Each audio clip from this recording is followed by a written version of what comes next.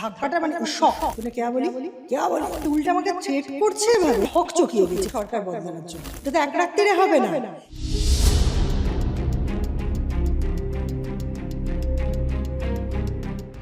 নতুন সরকার ক্ষমতায় আসার পর একাধিক ঐতিহাসিক কাজ করছে শুভেন্দু অধিকারীর সরকার, শুভেন্দু অধিকারীর মন্ত্রিসভা।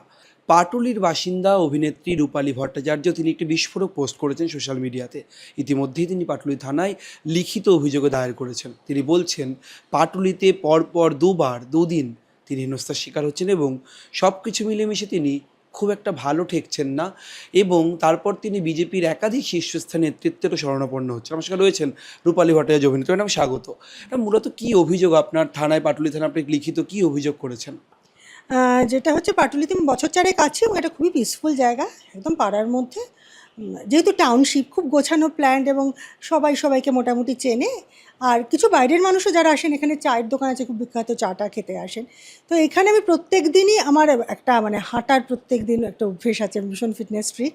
তো আমি শুটিং থাকলেও আমি এসে যদি ঠিকঠাক সময় প্যাক আপ হয় হাঁটি। যে ঘটনা যেদিনকে ঘটেছে সেদিনকেও আমি সন্ধে বিকেল 5টা সাড়ে 5টায় বাড়ি ফিরি, তারপরে আমি 6:30 পর হাঁটতে বেরোই।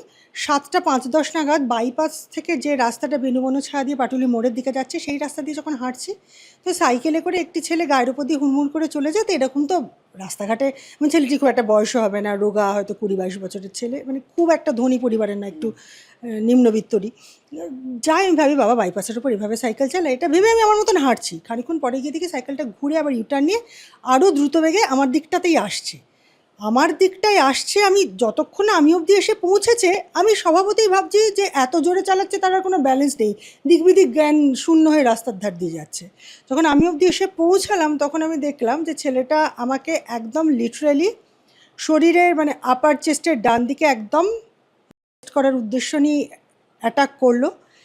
অ্যাবসলিউটলি একদম উইথ ফুল অ্যাকিউরেসি সেটা করলো, এবং আমি রিফ্লেক্সে ধাক্কা দিলাম। তখন আমার ডান হাত এখানে এখনও ক্ষত রয়েছে, সেটা আমি পুলিশকেও দেখিয়েছিলাম, ওখানেও রিপোর্ট করা আছে। আজকে 4 দিন এখনও রয়েছে। তো সেইটা হলো, এবং আমি ভাবলাম ছেলেটা পড়ে যাবে, পড়ে গেল না, ও তাল সামলে নিয়ে ও সাইকেল নিয়ে বিদ্যুৎ বেগে বেরিয়ে গেল। মানে আমি ওই ধাক্কাটা মানে শকটা সামলে এতটা আনএক্সপেক্টেড ছিল এখানে আমার। ঘুরে আমি যখন চিৎকার করে ওকে গালাগালি দিচ্ছি দাঁড়া বলে, ততক্ষণে মিশে গেছে ভিড়ের মধ্যে। তারপরে আমি থানায় যাই, এফআইআর করি। পুলিশ প্রচণ্ড কোঅপারেট করেছেন, এবং পুলিশ সঙ্গে সঙ্গে বলেন এক্ষুনি এফআইআর করুন। কারণ ইমিডিয়েটলি আমি যখন এফআইআর করছি তখন একটা ঘরে আরেকজন মহিলা এফআইআর করছেন। কারণ তার আগের দিনই পাটুলির মোড় থেকে যে রাস্তাটা চলে গেছে নার্সারি দিয়ে ঢালাই ব্রিজের দিকে, same incident, same type of একজন ক্রিমিনাল মানে অপরাধী সেম টাইপ অফ অ্যাকশান করেছে উইথ ফুল অ্যাকিউরেসি। তা আমরা মনে করছি সিরিয়াল অফেন্ডার, যার জন্য তারা তো অ্যাকিউরেসি। আবার দ্বিতীয় দিন আরেকটি অভিযোগ আপনি করছেন, দ্বিতীয় দিন কি ঘটলো? প্রথম দিনের ঘটনা আমি সোশ্যাল মিডিয়ায় দিইনি, কারণ পুলিশ যথেষ্ট দায়িত্ব নিচ্ছেন। দ্বিতীয় দিন পাড়ার মধ্যে, আমার পাড়া থেকে 5 মিনিট দূরত্বে একটা সুইগির বাইক আসছিল দ্রুত বেগে। আমি রাস্তার সাইডে সরে যাই, সে আমার কাছে এসে যেভাবে মেয়েদেরকে একটা ভাঁজ মেরে বেরিয়ে যায়, সেইটা করে যখন গেল, এবং আগের দিনের ঘটনাটা আমার মনে ছিল, আমি আর ইগনোর না করে আমি শার্প ঘুরে তাকাই।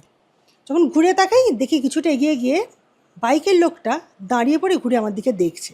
তখন আমি ভাবি যে তাহলে নিশ্চয়ই ইচ্ছে করে করেনি, তাল সামলাতে পারেনি, আমি পড়ে গেছি কিনা সেটা দেখার জন্য দাঁড়িয়ে গেছে। নাইস। আমি যখন আবার মুখটা ঘুরিয়ে যাওয়ার চেষ্টা করছি, চিৎকার করে বলছে ওয়ে তুই কেয়া বলি। ঠিক এই তেবারে আমি না মানে আকাশ থেকে পড়েছি। একে তো একটা লোক গায়ের ওপর দিয়ে যাচ্ছিল, তারপর আমি জাস্ট ঘুরে তাকানোতে সে উল্টা আমাকে থ্রেট করছে এভাবে। আমি তখনও মাথা ঠান্ডা রেখে এগিয়ে বলেছি যে আপনি শুনেছেন আমায় কিছু বলতেন? শুনেছেন কি? কারণ শোনেননি, কারণ আমি কিছু বলিনি। তো বলছি না তুই পাক্কা বলি, মানে শুনলেই পাই পাক্কা বলি। এবার এই তুই তুকারিও আমাকে অ্যালিগেশন দেওয়াতে না প্রথমত আমি এখানে একটা হক চকিয়ে গেছি। কারণ আমার পরে মনে হলো যে বাবা আমি সঙ্গে সঙ্গে কেন ওর একটা ভিডিও করলাম না, কেন সবাই বলছে যে এটা করা উচিত ছিল, ঠিক।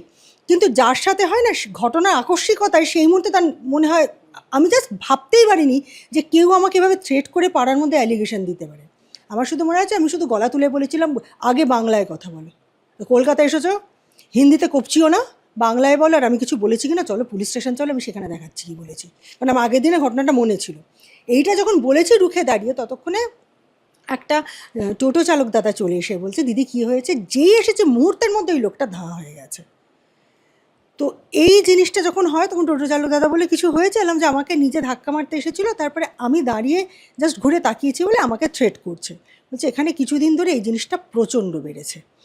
তো এইটা আসার এই পর কিছুদিন ধরে এই জিনিসটা বেড়েছে, মূলত অভিযোগ আপনার, এবং আপনি সোশ্যাল মিডিয়ায় যা বলছেন এবং আপনার যা বারবার অভিযোগ করছেন, এই কিছু দিন দিন ধরে বেড়ে যাওয়াটা, এই বিষয়টা ঠিক কী, মানে কি মনে হচ্ছে, কি অনুভব করছেন আপনারা? এটা একদম আমি ক্যাটাগরিক্যালি বলছি সরকার বদলানোর জন্য। এবার বুঝিয়ে বলছি কেন সরকার বদলানোর জন্য।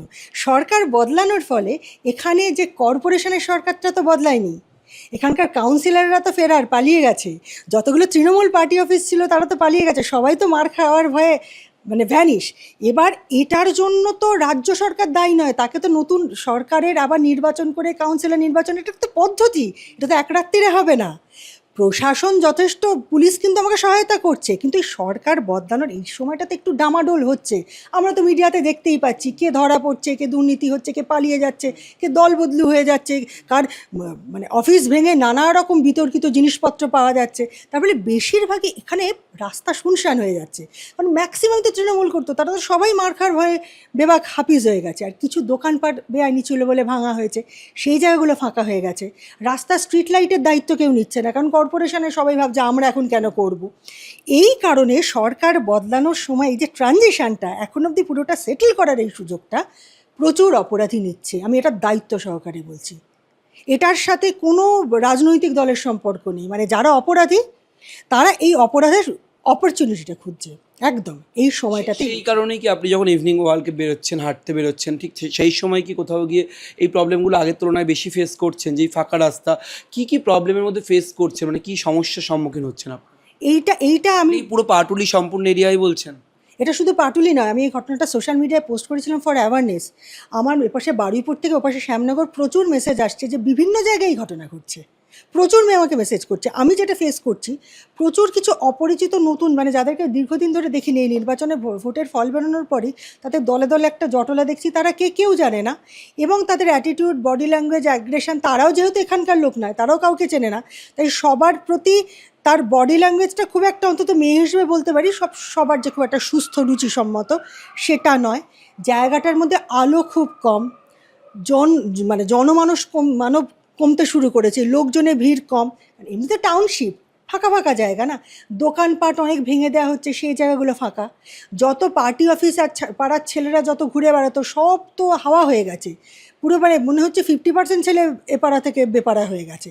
তার ফলে এই ফাঁকা হয়ে যাওয়া, নিশুত হয়ে যাওয়া, মানে সন্ধ্যে 6:30টার সময় মনে হচ্ছে রাত্রি 9:30, এবং স্ট্রিট লাইট সব জায়গায় না থাকা, এইটা একটা বড় কারণ। এবং আরও বড় কারণ, এটা এখন ধরা পড়ছে, তাই সাধারণ মানুষের মধ্যে না একে অপরের পাশে দাঁড়ানোর মানসিকতা নেই। মানে এই যে ঘটনাটা ঘটলো, ক্লাবে কতগুলো ছেলে ফুটবল খেলছে 20-22 বছরে, আমাদের ছোটোবেলায় হলে তারা দিদি কী হয়েছে, মাসি কী হয়েছে, পিসি কী হয়েছে, কাকু কী হয়েছে, জ্যাঠা কী হয়েছে আসতো। এখন ওরা মজা দেখছে, শুধু তাই নয়, তারা আমি যখন চলে আসছি তারা আবার আমাকেও টিটকিরি দিচ্ছে। তা এই গত 15 বছরের সরকার দু ধরনের মানসিকতা তৈরি করেছে। একদল হচ্ছে বাবা আমার সাথে হচ্ছে না, আমার কী দরকার জুটঝামেলায় যাওয়ার, আর আরেক দল হচ্ছে হোক ভালো, মানে ভাগ বাটোয়ারা হলে আমিও কিছু লুটের মাল পাবো। এইটা আমি আমি একেবারে শেষ প্রশ্ন আপনাকে করবো, আপনার আবেদন কি? মানে আপনি সোশ্যাল মিডিয়াতে পোস্ট করেছেন, আপনি অগ্নিমিত্রা পাল মন্ত্রী, শ্রমিক ভট্টাচার্য রাজ্য সভাপতি রয়েছেন বিজেপির, মুখ্যমন্ত্রী রয়েছেন শুভেন্দু অধিকারী, সরকারের কাছে আপনি কী আবেদন করছেন এই বিষয়টি নিয়ে? সরকারের কাছে প্রাথমিক আবেদন ডেফিনেটলি রয়েছে, যেভাবে সরকার নারী সুরক্ষার ব্যাপারটা খতিয়ে দেখছেন সে ব্যাপারে আরও নতুন কিছু পদক্ষেপ দরকার। এবং সরকারের কাছে আমার আবেদন, প্রতিটা পাড়ায়, প্রতিটা লোকালয়ে যদি ব্লক স্তরে নাগরিক কমিটি তৈরি করা যায়, ভলেন্টিয়ার্স তৈরি করা যায়, সবসময় পুলিশ এসে পাশে দাঁড়িয়ে থাকবে এটা কোনো পুলিশের পক্ষেই, কোনো সরকারের পক্ষে সম্ভব নয়। সেজন্য লোকাল মানুষদের মধ্যে থেকে তারা যদি কোনো মানুষকে নির্বাচন করেন এবং তাদের যদি দায়িত্ব দেন যে লোকাল এই ধরনের সুরক্ষার ব্যাপারটা, আজকে সমস্যা হলে তাকে গিয়ে যাতে বলতে পারি, পাড়ার সেফটি সিকিউরিটির জন্য যদি আগে যেরকম ছিল সেরকম নাগরিক সুরক্ষা কমিটি, মেয়েদের কোনো কমিটি, এবং যেটা ভলেন্টিয়ারদের কমিটি, এইরকম যদি প্রতিটা পাড়া স্তরে, ব্লক স্তরে তৈরি হয়, তাহলে আমার মনে হয় এই জিনিসটা একদম মানে অঙ্কুরে বিনাশ করা সম্ভব। তিনি বলছেন অভিযোগ করার পর পুলিশ সক্রিয় ভূমিকা পালন করেছে। তিনি এও বলছেন যে ট্রানজিশন পিরিয়ড, অর্থাৎ এক সরকার থেকে আরেক সরকারের পরিবর্তনের সময়টার যে ফাঁকা জায়গা তৈরি হচ্ছে, সেই ফাঁকা জায়গাতে সমস্যা সৃষ্টি করছে এই অপরাধ মনস্ক মানুষজনই। ক্যামেরায় ব্রতিন কুণ্ডুর সঙ্গে রমেন দাসের রিপোর্ট, সংবাদপ্রতিদিন.in।